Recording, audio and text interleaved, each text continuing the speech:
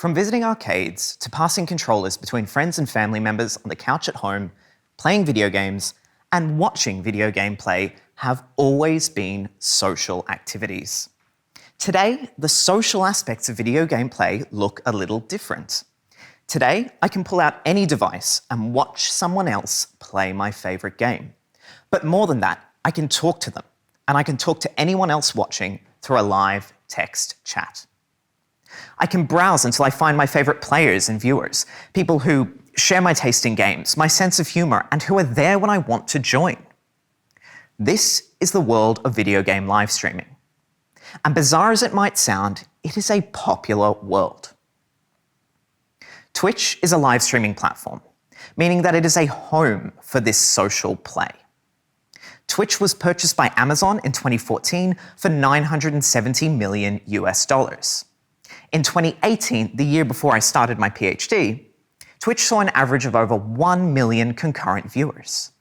In 2021, just last year, that average had increased to 2.78 million. In the first quarter of this year, streamers produced a total of 229 million hours of live content.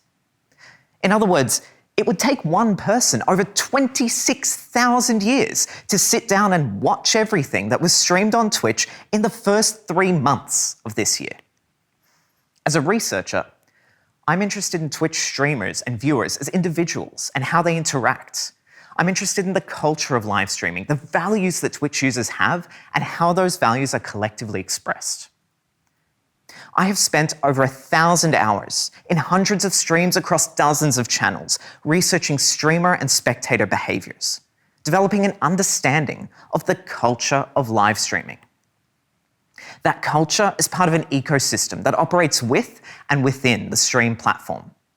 And to begin with, I'm going to tell you how we can see what's happening next by looking at what users are doing now. Platforms, or more specifically, the designers, developers, and corporations behind those platforms, care about what their users do. They don't necessarily care about their users, but they care about what their users do. Because platforms use this information to evolve in ways that keep those users using. So imagine for a moment that you were watching me stream, and that as you watched, you were earning some valuable points. Let's call them cat bucks. Now you can exchange these cat bucks for access to some of my emotes for use in chat, or to make me do a handstand. You could also wager your points, for example, to bet whether I'll win the next match or beat the next boss in the game that I'm playing. Sounds like a pretty great feature, right? It's a reward for your time. It tells you that your time has value and allows you to decide how you're going to spend that time. Well, I'm happy to report that this feature exists on Twitch and goes by the name Channel Points. This idea, like many of Twitch's platform features, didn't begin over at Twitch HQ. This idea began with users. Before Channel Points, many streamers used third-party chat applications and chatbots to allow viewers to accumulate currency or points while they were viewing or interacting with the stream. These systems varied, but included elements like leaderboards, leveling systems, triggering audio-visual effects on the mainstream screen. Some more involved versions also added the ability to play minigames with other viewers, or even included an overarching story. They turned stream participation into a game. Twitch introduced Channel Points in 2019, and as they were refined and improved over the following year, it was clear that they were heavily inspired by these pre-existing third-party alternatives. The big difference is that viewers were now being rewarded for spending time in any stream. They were being encouraged to regularly return to or to stay on the Twitch platform. Another benefit of this new system, Channel Points are consistent. Even if the specifics change from stream to stream, viewers know what they are, how they function, and that they're getting them wherever they go. This consistency comes at the cost of flexibility and uniqueness.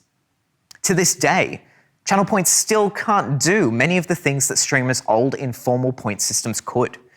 In fact, nearly 3 years after their introduction, the frequently asked questions regarding Channel Points on Twitch's own platform of the form, can I do this particular thing that I used to be able to do with my old system, still have the simple answer of no or not now. On top of this, there's a default list of redemptions that many streamers draw upon, creating a relatively universal standard. This example of an interaction between use and design is not isolated.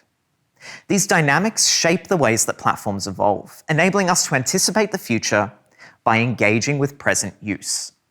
If we went back and paused time during the era of third-party currencies and point systems as informal user practices, we could see the essence of catbucks as formal platform features. We could see the present from the past. So what if we pause time now? What future could we see? I stand here, straight, white, cisgendered, a little overweight and significantly short-sighted, but otherwise able-bodied, relatively young, and male. I stand here as the person that many of you might expect to talk about video games and game culture. If we pause time today and look to the future, we could see that expectation starting to unravel. On Twitch, the so-called default identity that I just described is dominant. In October of 2021, Twitch was subject to a data breach that made public, among other things, the earnings of its top streamers. The list of Twitch's 100 top earning streamers included 3 solo women streamers, only one of whom was a woman of color. As a representation of diversity, just a year ago, the picture painted by this list is bleak. Just 5 years ago, however, things looked worse. Since 2018, Twitch has celebrated the diversity of its creators and viewers with month-long programs for Black History Month every February, Women's History Month every March, and Pride Month every June. This list has since grown with the addition of Hispanic Heritage Month in September from 2019 and Asian and Pacific Islander Heritage Month in May since 2021. Now, I'm not here to say that this is good enough, that this progress is happening quickly enough, or that it's enough to dedicate 1 month out of the year to celebrate groups that are regularly subject to harassment and marginalization on Twitch. Because that is not true. But there is progress. There is movement reflecting an ideological shift. A recognition that playing video games, that socializing around video game play is not just for some people. And that recognition comes in part from increasing the visibility of the diverse range of content creators out there. Twitch is, once again, following its users by emphasizing the diversity of content creators who are on the platform. Myths that gaming and streaming are only for some people are dispelled by making existing diversity visible, which further encourages more diverse participation. There is certainly work to be done, however, as platforming diversity does not stop identity-based harassment, marginalization, and toxicity. As representation increases, the power of those attempting to gatekeep game culture and gaming as a social and leisurely activity is undermined. The expectation that people like me are the only people who talk about or are interested in video games begins to unravel. So Twitch hasn't only changed its features in response to users, but also the values that it communicates and the way that it directs its users' attentions. It is demonstrating a consciousness of social change among its user base and beyond, and it needs to continue to evolve to stop people from disengaging. As players of diverse genders, races, sexualities, and abilities grow in number, and as support for that diversity increases, the platform cannot be seen to be falling behind. If we look past what people are doing on Twitch to who they are and the values driving their behaviors, we can see the next stages in platform development. Make no mistake, my reflex as a user is to distrust platforms like Twitch and huge corporations like Amazon. A healthy dose of skepticism is warranted when we think about the reasons why platforms change. But there are also good reasons to be optimistic. As well as being a significant source of income for Amazon, Twitch is a social and cultural hub.